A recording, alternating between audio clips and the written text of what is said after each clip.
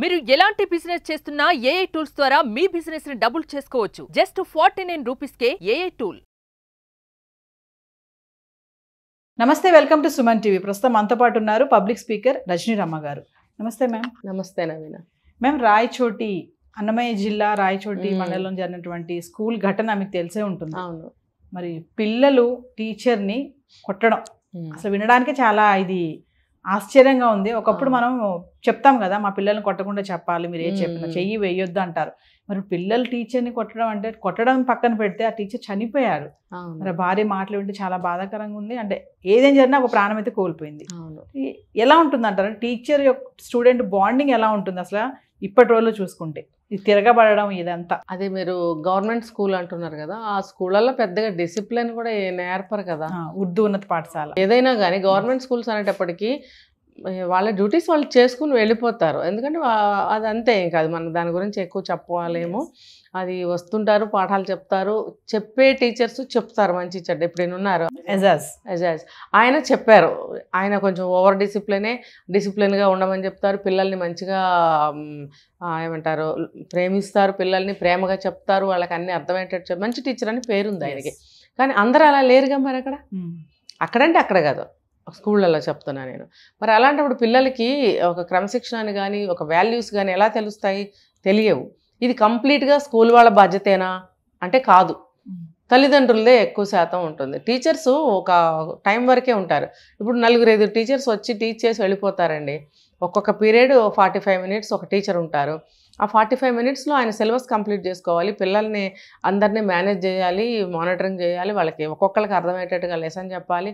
ఆయనకి ఇంకా మిగతా చెప్పేంత టైం ఉండదు. కానీ కొంతమంది టీచర్స్ ఒక 2-3 నిమిషాలైనా సరే 2-3 మాటలు చెప్పడానికి ట్రై చేస్తారు. చేసినప్పుడు అవి ఎంతవరకు వాళ్ళకి ఎక్కుతాయి? అయితే ఈ గవర్నమెంట్ స్కూల్సే కానీ ప్రైవేట్ స్కూల్సే కానీ ఎక్కడైనా కానీ వీళ్ళకి వారానికి ఒక్కసారైనా సరే ఈ కౌన్సిలింగ్ క్లాసెస్ తీసుకోవాలి. ఇప్పుడు చూడండి, ప్రతి ఇన్స్టిట్యూట్లో కానీ స్కూల్స్లో కానీ ఒక మోటివేషనల్ స్పీకర్స్ని అపాయింట్ చేసుకుంటున్నారు. ఇది చాలా అవసరం అని చెప్పి మాలాంటి వాళ్ళని అపాయింట్ చేసుకుంటున్నారు ఒక టీచర్ లాగానే. ఉన్నాయా మేడం? క్లాసెస్ జరుగుతున్నాయంటారా? ఉన్నాయి. ఇప్పుడిప్పుడే బాగా ట్రెండ్కి వస్తుంది అది. వాళ్ళకి శాలరీ ఇస్తూ వాళ్ళని అపాయింట్ చేసుకుంటున్నారు. ఇప్పుడు సాఫ్ట్వేర్ కంపెనీస్లోనే కానీ బ్యాంక్స్లోనే కానీ ఎటువంటి డిపార్ట్మెంట్ అయినా స్కూల్స్ అయినా ఇన్స్టిట్యూట్స్ ఎక్కడైనా కూడా అపాయింట్మెంట్ చేసుకుంటున్నారు. వీళ్ళకి చాలా అవసరంగా ఉంది. ఇప్పుడు వాళ్ళు చెప్పడానికి టైం ఉండదు. ఒక క్లాస్ కేటాయించినట్టయితే వాళ్ళు వచ్చి వాళ్ళ పని చేసుకుని వాళ్ళు వెళ్ళిపోతారు. అంతే. సపోజ్ మ్యాథ్స్ టీచర్ ఉన్నారు, సైన్స్ టీచర్ ఉన్నారు, వాళ్ళ పీరియడ్లో వాళ్ళ పని చేసుకుని వెళ్ళడానికి టైం సరిపోదు. ఇంకా వేరేది చెప్పాలంటే కుదరదు. స్పెషల్ క్లాస్ తీసుకుంటామనంటే పిల్లలు చాలామంది రారు. కానీ ఇప్పుడు ఫస్ట్ 2 పీరియడ్స్ అయిపోయినాయి, 3rd పీరియడ్ అనుకోండి, ఫర్ ఎగ్జాంపుల్ ఊరికనే చెప్తాను, లేదా 4th పీరియడ్ లేదా 1st పీరియడ్ ఏదో ఒక పీరియడ్ కింద కేటాయించి ఈ మోటివేషనల్ స్పీకర్కి కూడా ఒక క్లాస్ కేటాయించినట్టయితే ఆ క్లాస్కి వెళ్ళేసి సబ్జెక్ట్ లాగానే ఇది కూడా బోధించి రావడానికి అవకాశం ఇచ్చినట్టు ఉంటుంది పిల్లలకి.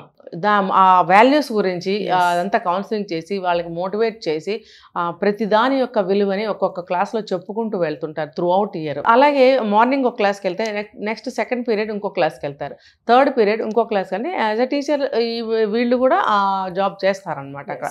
ఇది చాలా అవసరంగా ఉంటుంది. ఇన్స్టిట్యూట్స్లో ఎక్కడైనా చూడండి, సాఫ్ట్వేర్ కంపెనీస్లో కూడా అపాయింట్ చేసుకుంటున్నారు. వాళ్ళు కూడా మానసిక ఒత్తిళ్ళకి గురయ్యి ఇంటిని ఆఫీస్ని వాళ్ళ పర్సనల్ లైఫ్ని బ్యాలెన్స్ చేసుకోలేకపోతున్నారు. సో ప్రతి చోట ఇది ఎంతో అవసరంగా ఉందని చెప్పి బయట చాలా మొత్తుకుంటున్నారు. అందు గురించే మొన్న ఎవరో క్వశ్చన్ చేశారు, ఈ మోటివేషనల్ స్పీకర్స్ అంటే వీళ్ళ ఏంటండి అని అడిగారు. ఈ మోటివేషనల్ స్పీకర్స్ తయారు చేస్తున్నారు, వీటికి కూడా ఇన్స్టిట్యూట్స్ ఉన్నాయి. వీళ్ళు ఉండడం వల్ల సమాజానికి చాలా శ్రేయస్సు, వీళ్ళని అపాయింట్ చేసుకోవడం ఎంతో అవసరము అని చెప్పి బయట నడుస్తుంది టాక్. సో ఎవరైనా సరే అపాయింట్ చేసుకోవచ్చు, దానికి చాలా ఉపయోగం ఉంది.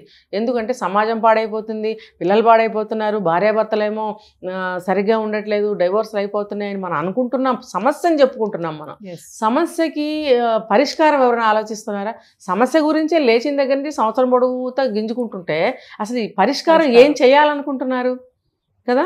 కాబట్టి ఇటువంటి వాటి ద్వారా మీరు ఆ పరిష్కారం కూడా తీసుకోవచ్చు. ఇలాంటివి అటెండ్ అవుతూ ఉంటే మనకి కూడా నిజమే కదా, దీన్ని మనం సరి చేసుకోవాలి, మనం ఇలా ఉంటున్నాం కాబట్టి దీన్ని తీసేయాలి పాయింట్ని మన లైఫ్లో నుంచి, ఇది బాగుంది కాబట్టి దీన్ని మన లైఫ్లోకి యాడ్ చేసుకోవాలి.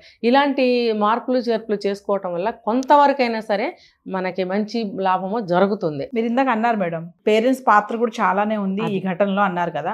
మరి చాలా మంది పేరెంట్స్ అనుకుంటారు మేము స్కూల్కి పంపించేసాం కదా, మా పని అయిపోయింది ఇక్కడతో, ఇంకా స్కూల్లో వీళ్ళు వచ్చే వరకు స్కూల్దే బాధ్యత, అక్కడ ఏం జరిగినా ఏంటైనా మాది అయిపోయింది మా పని అనే పేరెంట్స్ చాలా మంది ఉన్నారు, అందరూ కాదు. మరి మీరేమో పేరెంట్స్ పాత్ర అంటున్నారు. ఇప్పుడు దీంట్లో చూసుకుంటే పిల్లలు, పేరెంట్స్, టీచర్స్, సొసైటీ ఎవరిది తప్పు ఉంది అంటారు ఈ ఘటనకి సంబంధించి చూసుకుంటే? నేను చెప్పాను కదా, స్కూల్ పాత్ర కొంతవరకే. ముఖ్యంగా గవర్నమెంట్ స్కూల్స్లో అంత రెస్పాన్సిబిలిటీ ఎవరు తీసుకోరు. ప్రైవేట్ స్కూల్స్, ఇప్పుడు ఇంటర్నేషనల్ స్కూల్స్ వచ్చేసినాయి, ప్రైవేట్ స్కూల్స్ వచ్చేసినాయి, కార్పొరేట్ స్కూల్స్ వచ్చేసినాయి. దీంట్లో స్టూడెంట్స్ మార్నింగ్ వెళ్తే ఈవినింగ్ వస్తున్నారు. అక్కడ ఉన్నంత వరకు వాళ్ళ కేర్ కానీ మంచి చెడ్డలు వాళ్ళే చూసుకునే ఇది ఉంది అక్కడ. ఇంటికి వచ్చిన తర్వాత మొత్తం తెలుసుకొని వాళ్ళు ఎలా ఉన్నారని తెలుసుకోవాల్సిన పోచి బాధ్యత తల్లిదండ్రులకే ఉంటుంది. అంటే ఇప్పుడు ఈ సంవత్సరం ఇంటర్కి వచ్చారు, 10th వచ్చారు, అన్నీ పొద్దున్న మార్నింగ్ స్కూల్కి వెళ్తే ఈవినింగ్ ఇంటికి వస్తున్నారు, ఈ పీరియడ్ కోసమేనా అంటే కాదు. అసలు పుట్టిన దగ్గర నుంచి పేరెంట్స్ ఏం చేశారు, అసలు ప్రతిరోజు ఏం చేస్తున్నారు, ఇది నేను అంటుంది. పేరెంట్స్ ఇప్పుడు ఒక 5 ఏళ్ళు వచ్చాక స్కూల్లో వేస్తారు, స్కూల్లో కాసేపే ఉంటారు. స్కూల్లో ఎంతసేపు ఉన్నప్పటికీ కూడా వాళ్ళు ఇంటికే వస్తారు. అమ్మా నాన్న అక్క చెల్లి ఉన్నారని చెప్పి ఇంటికే వస్తారు. స్కూల్లో ఇంతసేపు ఉంటున్నాం కదా అని చెప్పి వాళ్ళే నా వాళ్ళు అనుకోరుగా, అనుకోరు కదా. ఇంటికి వచ్చిన తర్వాత వీళ్ళే నా వాళ్ళు అక్కడ ఉన్నారు, నా ఇల్లు అక్కడ ఉందనే కదా ఇంటికి వస్తారు. మరి అలాంటప్పుడు ఇంటి ఎఫెక్ట్ ఎక్కువ ఉంటుందా, స్కూల్ ఎఫెక్ట్ ఎక్కువ ఉంటుందా చెప్పండి. ఇప్పుడు స్కూల్లో కొన్ని చూస్తున్నారు వాళ్ళు ఆ కొన్ని వరకే చూడగలుగుతారు.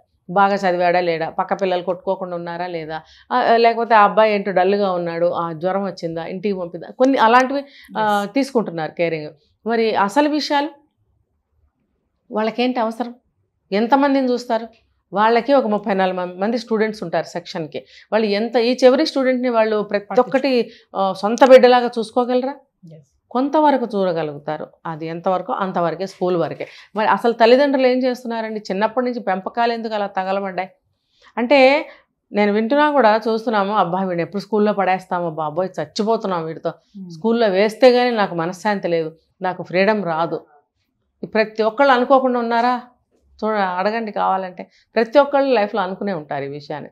అంటే అంత పిల్లలు అల్లరి చేయకుండా ఉండరు, కానీ మనం కన్న తర్వాత ప్రతి ఒక్కదాన్ని రిసీవ్ చేసుకోవాల్సిందే, తప్పదు.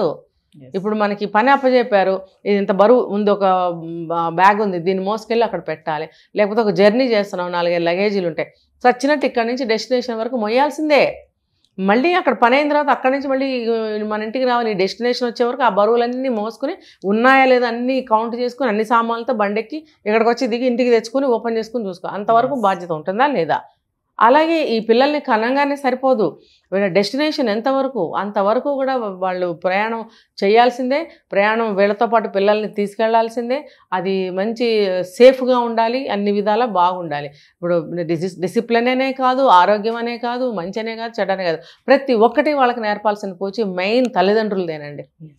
ఇప్పుడు చాలామంది, ఇప్పుడు నేను చెప్తాను చూడండి, 25 ఏళ్ళు పెంచిన తర్వాత కూడా అంతా బాగుంటారు, బయటికి వెళ్ళి మారితే దానికి ఇంకేం చేయలేము. ఒక వ్యక్తిగా వాడు ఏమంటారు డెవలప్ చేసుకోవాలి, అంతవరకు తీసుకువెళ్ళాల్సిన బాధ్యత తల్లిదండ్రులది. కానీ ఆ తర్వాత కూడా ఎప్పటికప్పుడు తల్లిదండ్రులు చెప్తూనే ఉండాలి. కానీ మళ్ళీ నేను ఇక్కడ ఏం చెప్తానంటే, ఎంత తల్లిదండ్రులు చెప్పినా కూడా పిల్లలు వినని స్టేజ్కి వెళ్తున్నారు.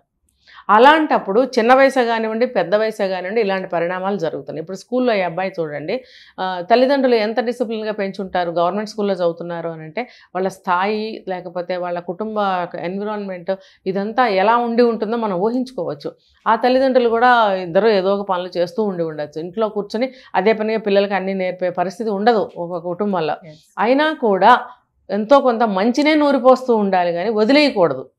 ఆ వదిలేయటం వల్ల ఏమవుతుంది, ఇప్పుడు మీ పిల్లవాడు నేరస్తుడై జైల్లో ఉంటాడు, మీకు అది బాగుంటుందా? ప్రతి ఒక్కళ్ళు మీ అబ్బాయి ఇంత పని చేశాడు, ఇదేనా నీ పెంపకం అని చెప్పి అనకుండా ఉన్నారా ఎవరన్నా? ఆ వీధిలో వెళ్ళేవాళ్ళు వచ్చేవాళ్ళు ఏహ్యంగా చూడట్లేదా? ఆ చూపులు మీరు భరించగలుగుతున్నారా?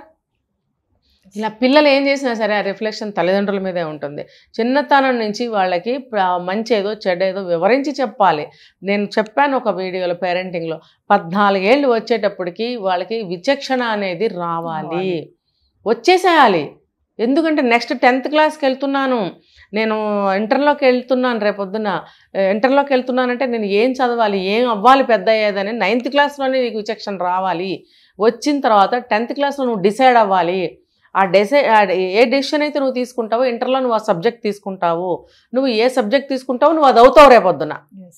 అంటే నీకు ఆ విచక్షణ నీకు ఎప్పుడు రావాలి? 14 ఏళ్ల వయసుకి నీకు వచ్చేయాలంటే నీ బ్యాక్గ్రౌండ్ నీకు ఎలా ఉండాలి, నీ తల్లిదండ్రులు నిన్ను ఎలా పెంచాలి, వాళ్ళు చెప్పినట్టుగా నువ్వు ఎలా నడుచుకోవాలి. ఇప్పుడు కంప్లీట్గా తల్లిదండ్రులు కూడా అనలేము, ఇప్పుడు పిల్లలకు కూడా చెప్తున్నాను నేను ఇప్పుడు కమింగ్ స్కూల్స్కి కూడా నేను వెళ్ళబోతున్నాను, స్టార్ట్ చేస్తున్నాను మళ్ళీను. ఈ పిల్లలందరికీ నేను ఇదే చెప్పదలుచుకున్నాను. మీరు తల్లిదండ్రుల మీదో టీచర్ల మీదో మాకు అప్పుడు చెప్పుంటే మేము అప్పుడు బాగుండేవాళ్ళం అని ఏ స్టూడెంట్ అనుకోవద్దు. మీకు మినిమం జ్ఞానం అనేది ఉంటుంది. ఇప్పుడు చిన్నపిల్లలకి అన్నీ తెలిసిపోతున్నాయి, ఇవి తెలియవా చెప్పండి? అన్నీ తెలుస్తున్నాయి కదా. తల్లిదండ్రులు కూడా ఏంటంటే వాళ్ళకి తెలుసుకునే అవకాశాన్ని ఇవ్వాలి. ఆ అవకాశం వచ్చినప్పుడు వీళ్ళు ఇంకా బాగా తెలుసుకోవడానికి ప్రయత్నించాలి. అంటే వాళ్ళకి తగినంత డిసిప్లిన్ ఉండాల్సిందే. డిసిప్లిన్ ఉండాలా వద్దా అని నేను 2 విధాలుగా మాట్లాడాను వీడియోస్లో. అందులో ఒక వీడియోలో నేను మాట్లాడాను, ఆర్మీ డిసిప్లిన్ ఉండాల్సిందే పిల్లలకి. కానీ అది ఎంతవరకు అసలు ఉండొచ్చా లేదనేది కూడా మనం ఒక వీడియో చేసాం, కావాలంటే మళ్ళీ మనం ఒక వీడియో చేద్దాం. పిల్లలకి 5 సంవత్సరాల నుంచి 15 సంవత్సరాల వరకు ఆర్మీ డిసిప్లినే పెట్టండి, ఏం పర్వాలేదు. టార్చర్ చేస్తారంటారు కదా మేడం ఆర్మీ డిసిప్లిన్ అంటే? మళ్ళీ టార్చర్ కాదు, ఆర్మీ డిసిప్లిన్ ఎలా ఉంటుందో తెలుసా? కొట్టరు వాళ్ళు. పనిష్మెంట్ ఎలా ఇస్తారంటే చెప్పిన పని చేయకపోతేనో, వితిన్ టైం అది అవ్వకపోతేనో, లేకపోతే రూల్కి అతిక్రమించి ఏమైనా చేస్తేనో వాళ్ళకి ఏం చేస్తారు? ఆర్మీ గురించి చెప్తున్నాను నేను, పిల్లల గురించి కాదు. వాళ్ళ కిట్ అనేది ఉంటుంది, అది ఎన్నో కిలోల బరువు ఉంటుంది, ఒక 20-30 కేజీల బరువు ఉంటుంది. అది భుజం మీద వేసుకుని ఎండలో నుంచోవడం, 1 రోజా 2 రోజులు అనేది తెలీదు. నీకు పనిష్మెంట్ వేస్తాడు అతను, మీ కమాండర్, వెళ్ళిపోతాడు. సెక్యూరిటీ వాళ్ళు కొంతమంది డ్యూటీస్లో ఉంటారు, వాళ్ళు అక్కడంతా తిరుగుతూ ఉంటారు. వీడు ఏదైనా కూర్చోవాలని ట్రై చేసినా, దాన్ని అటు ఇటు మార్చినా, కాసేపు కింద పెట్టినా వీళ్ళు వెళ్ళి ఇన్ఫర్మేషన్ ఇస్తారు. అప్పుడు ఏమవుతుంది? పనిష్మెంట్ డబల్ అవుతుంది, లేకపోతే ఇంకొంచెం పెరగచ్చు. లేదు, అది పట్టుకొని నువ్వు గ్రౌండ్ అంతా పరిగెట్టాలి, అది ఎన్ని అవర్స్ అనేది తెలీదు. అంటే అంత స్ట్రిక్ట్గా, అంత కఠినమైనటువంటి శరీరానికి పనిష్మెంట్ ఇస్తారు. అది టార్చర్ అనేది మానసికానికి సంబంధించింది, వీళ్ళు శరీరానికి ఇస్తారు. శరీరం దేన్ని తట్టుకోలేదు కదండి. కాబట్టి వాళ్ళు ఆ ఎండకి కానీ, ఆ బరువుకి కానీ, ఆ అవమానానికి కానివ్వండి, దేనికైనా కానివ్వండి, ఆ పనిష్మెంట్ అనేది వాళ్ళకి పనికొస్తుంది బాగా. సో ఆర్మీ వాళ్ళు చూడండి చాలా కఠినంగా తయారవుతారు. తర్వాత ట్రైనింగ్లో నేను చెప్తుంది ఇదంతా. ట్రైనింగ్ అయిపోయి వాళ్ళు అపాయింట్ అయ్యారంటే వన్స్, వాళ్ళు చాలా కఠినంగా, చాలా మోటుగా, చాలా ఇదిగా ఉంటారు. వాళ్ళ ముఖాల్లో కూడా నవ్వులు అంతగా కనపడవు, ఎందుకంటే కఠినత్వం వాళ్ళ ముఖంలో ఉంటుంది. సో అటువంటి డిసిప్లిన్ ఇక్కడ ఉండాలి. దీని గురించి మనం చేద్దాం, మీరు గుర్తుపెట్టుకుని నోట్ చేసుకోండి. ఇది మళ్ళీ ఒకసారి చేద్దాం ఈ వీడియో పిల్లల మీద. సో ఏదేమైనా 5 నుంచి 15 సంవత్సరాల వరకు మాత్రం ఆర్మీ డిసిప్లిన్ ఖచ్చితంగా పిల్లలకు ఉండాలంటారు. పేరెంట్స్ అలా పెంచాలి. ఇంకోటి దాసుల్లాగా పెంచాలి, బానిసలాగా పెంచాలి. నీకేదో ఉందని చెప్పి ఇంత మోటాలప్ప కారు వాడికి చూపించేసి, అబ్బో నా కొడుకు ఇప్పుడే కళ్ళదోడ పెట్టేయాలి, నా కొడుకు ఇప్పుడే స్టీరింగ్ తిప్పాలి, నా కొడుకు ఇప్పుడే పెద్ద సూటు బూట్ వేసుకోవాలి. ఇప్పుడు ఆ షాపుల్లో కూడా చిన్నపిల్లల డ్రెస్సులు కూడా 10,000 ఉంటున్నాయి. వాడు ప్రతి నెల గ్రో అవుతూ ఉంటుంది బాడీ వాళ్ళకి.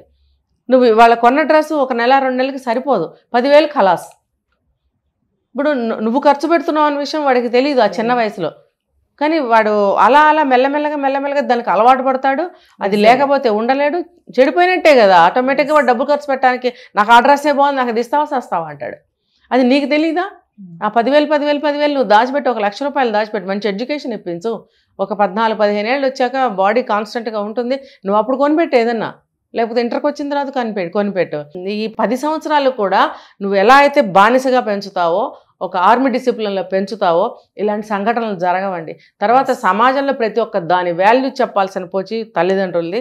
అసలు ముందు ఆ తల్లిదండ్రులకు అవన్నీ ఉన్నాయా లేవా? లేకపోతే తెలుసుకోండి, నేర్చుకోండి, పిల్లలకి నేర్పండి. లేకపోతే ఇప్పుడు వాళ్ళ పిల్లవాడు ఏదో ఇప్పుడు ఇలా చేశాడు, రేపొద్దున మన పిల్లలే చేయొచ్చుగా, రేపొద్దున మీకే అవమానం మిగలొచ్చుగా సమాజంలో. ఈ రోజుల్లో పరువు ఏంటి, అవమానం ఏంటి, అంతా కామన్లే. ప్రతి ఓడు జైలుకి వెళ్తున్నాడు. నిజంగా ఈ టాక్ నడుస్తుంది బయట. అయితే అందరూ వెళ్ళి జైల్లో కూర్చోండి మరి అయితే ఇంకేం చేస్తారు? వాడు ఉన్నవాడికి ఉంటుంది, సంతోషంగా ఉండేవాడు సంతోషంగా ఉంటాడు, ఏడుస్తూ కూర్చుంటాడు. ఇంకా మనం దానికి వాళ్ళ విజ్ఞతగా వదిలేయాలి దీన్ని. మీరు ఎన్నో పబ్లిక్ స్పీకింగ్ వెళ్తూ ఉంటారు, పిల్లలతో మాట్లాడుతూ ఉంటారు కాబట్టి మీకు చాలా సంఘటనలు అనుభవం ఉంది కాబట్టి మేడం ఇంత ఇలా మాట్లాడుతున్నారు. ఆర్మీ డిసిప్లిన్ అన్నారు చూసారా, ఖచ్చితంగా దీని మీద మనం ఒక వీడియో చేయాలి.